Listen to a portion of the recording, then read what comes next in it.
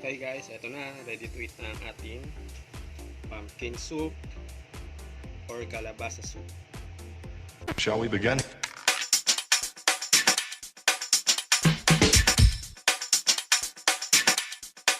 Let's begin now. Hello guys, ngayon gagawa tayo ng pumpkin soup or kalabasa soup. Ito ang mga ingredients na kailangan natin.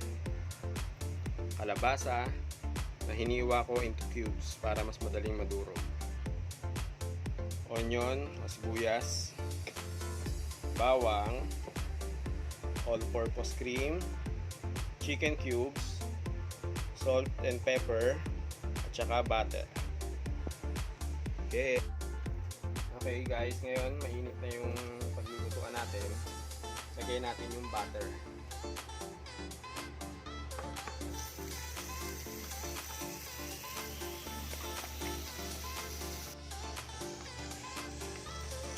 Okay. Guys, nilagay na natin yung butter.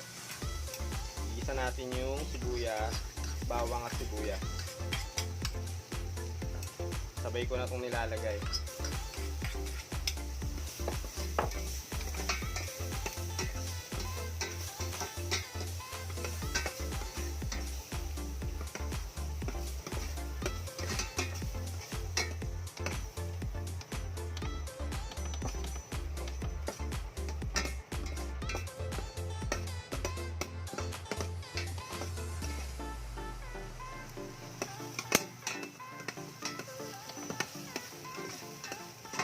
After nito, igisa na natin.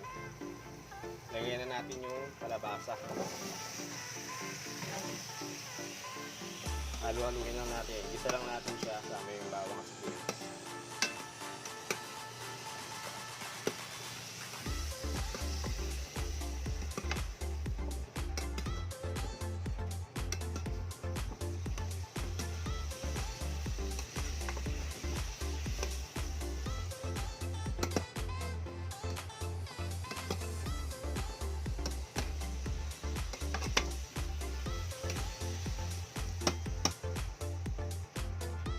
Simmer lang natin siya for 5 minutes. Okay, after 5 minutes of simmering, haluin natin. Bango. Ngayon, lagyan na natin ng tubig.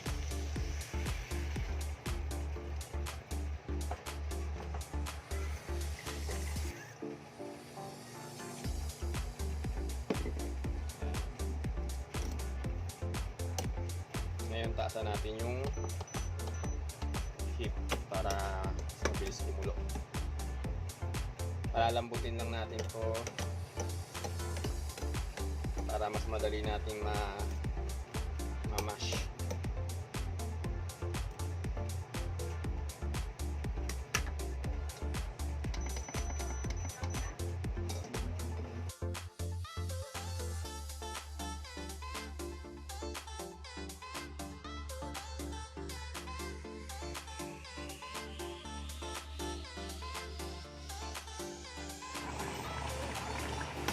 Malambot na. Konti na lang. Okay guys, ngayon malambot na siya. Hahangin natin ngayon. Kaya natin isang lalagyan.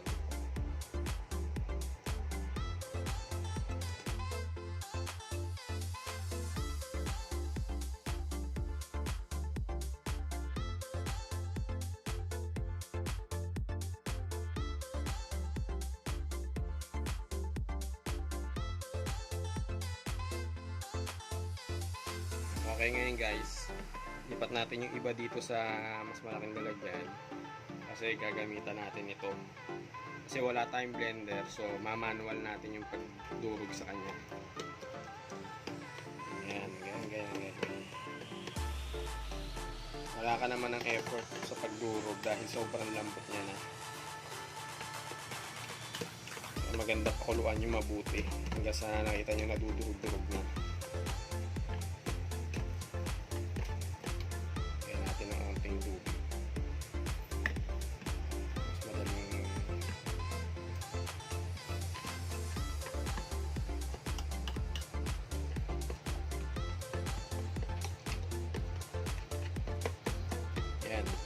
siya. Mas maganda yung durog na durog eh. Para pag hinigop nyo yung sabaw eh, talagang smooth.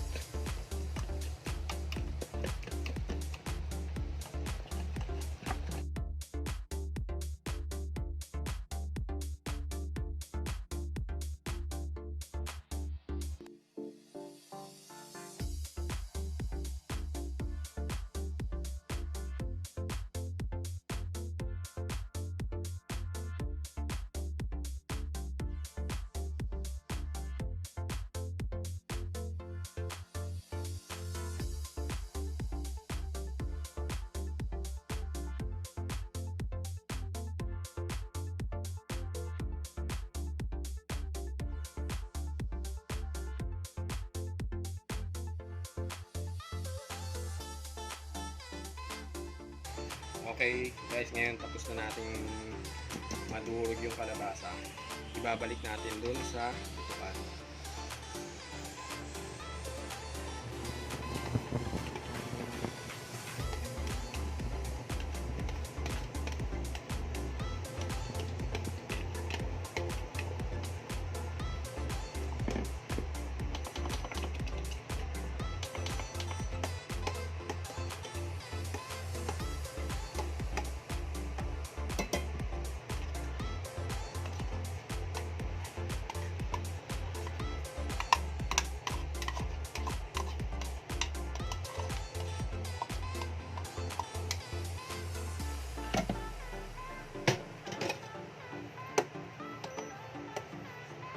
Halu-haluin lang ulit natin hanggang sa mag-mix na siya dun sa sabaw natin.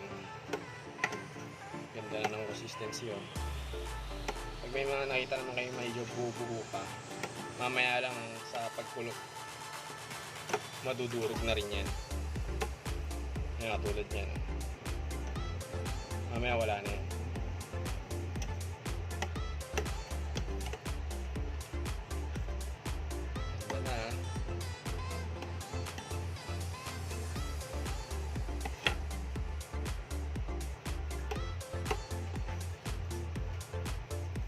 Depende sa inyo kung anong gusto nyo, lapot o labnaw. Kung gusto nyo mas malabnaw, i-add kayo ng tubig.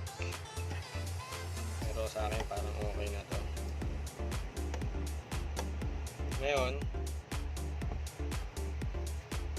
ilalagay natin yung chicken cubes.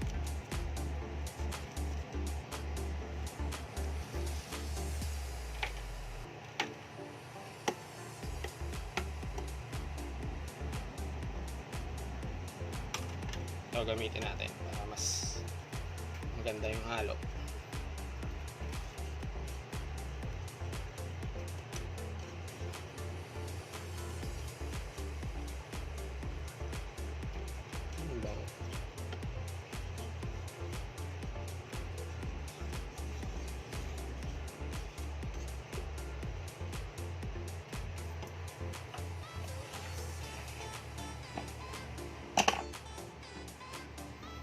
Next natin gagawin, ilalagay natin tong all-purpose cream.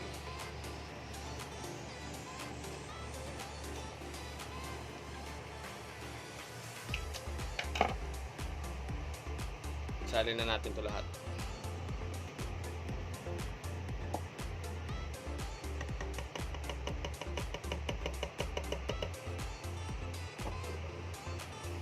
Halo ulit.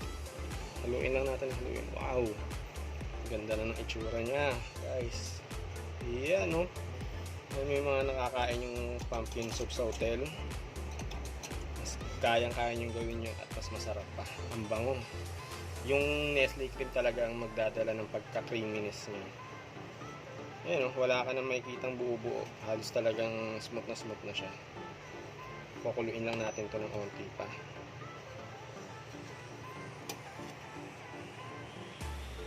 Ngayon mag-add tayo ng pepper. Depende na lang sa inyo ha. Ako, tansyahan lang kasi ako tuwing magluluto ako, tinatansya ko yung lahat.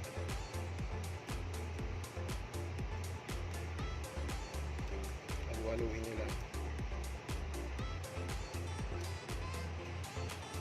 Add tayo ng salt. To taste lang to ha. Depende sa panlasa nyo. Nakita nyo ba? Nalalagdag. Meron yan. Hindi nyo makikita.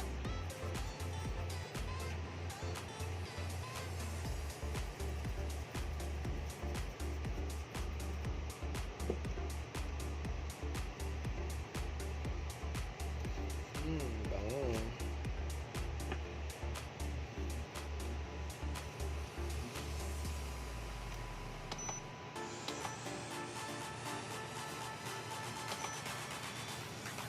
Kaya na natin siyang kumulo.